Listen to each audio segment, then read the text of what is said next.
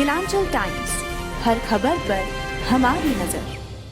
नमस्कार, स्वागत है आप सभी का केलांचल टाइम्स में। मैं हूं आपके साथ मानसी त्यागी। रुक करते हैं इस वक्त की बड़ी खबर पर। वरिष्ठ बीजेपी नेताओं ने बताया कि 3 हिंदी भाषी राज्यों में विधानसभा चुनाव में भाजपा की जीत 3 स्पष्ट निहितार्थ है।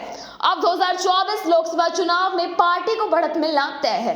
कांग्रेस के साथ इंडिया ब्लॉक की योजना सफल हो सकती है। बीजेपी के लिए होगा बताया गया जाति जनगणना का दांव फ्लॉप हो गया।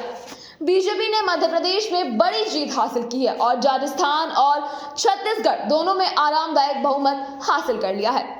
बीजेपी ने तेलंगाना में भी 8 सीटें जीती हैं। उसके एक उम्मीदवार वेंकट रमन रेड्डी ने कामारेड्डी में निर्विवाद मुख्यमंत्री के चंद्रशेखर राव और कांग्रेस के सीएम चेहरे रेवंत रेड्डी दोनों को हराकर नैतिक जीत हासिल की है। इसका असर 2024 के लोकसभा चुनावों पर देखा जाएगा, क्योंकि बीजेपी हिंदी भाषी राज्यों उत्तर प्रदेश, गुजरात, हरियाणा, दिल्ली, झारखंड और 3 राज्यों में जीत की उम्मीद कर रही है, जहां उसने अब रविवार को जीत हासिल की है।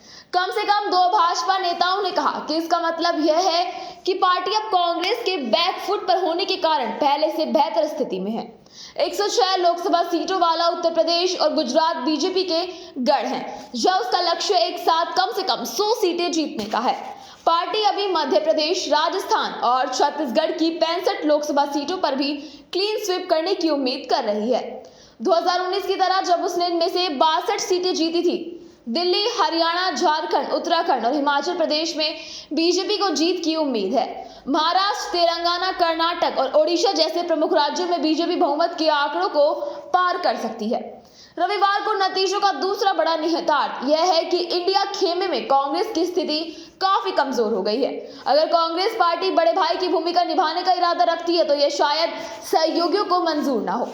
बीजेपी नेताओं का कहना है कि टीएमसी, राजद, जेडीयू या फिर समाजवादी पार्टी जैसे इंडिया के साझेदार पश्चिम बंगाल, बिहार या यूपी में कांग्रेस को बहुत अधिक सीटें देने को तैयार नहीं होंगे, जिसमें 2024 में कांग्रेस द्वारा लड़ने वाली सीटों की संख्या में भारी कमी आएगी। एक भाजपा नेता ने कहा, कमलनाथ द्वारा मध्य प्रदेश में एसपी का अपमान करने के बाद इंडिया गठबंधन उत्तर प्रदेश जैसे महत्वपूर्ण राज्य में नॉन स्टार है। सीट बंटवारे में कांग्रेस की सौदेबाजी की शक्ति कम हो गई है। केलांचल टाइम्स, हर खबर पर हमारी नजर।